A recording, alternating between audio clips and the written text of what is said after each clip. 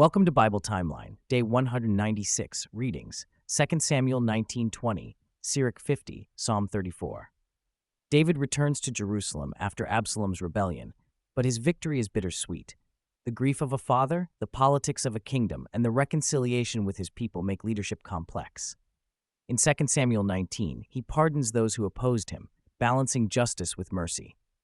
This humility shows that God's favor rests not on vengeance, but on integrity. Chapter 20 introduces Sheba's rebellion. David's leadership is tested again, proving that vigilance and reliance on wise counsel are essential. Even in moments of danger, he trusts in God's guidance rather than impulsive action. Sirach 50 honors those who have endured trials faithfully, highlighting perseverance and devotion. Psalm 34 reminds us, "The Lord is near to the brokenhearted and saves the crushed in spirit."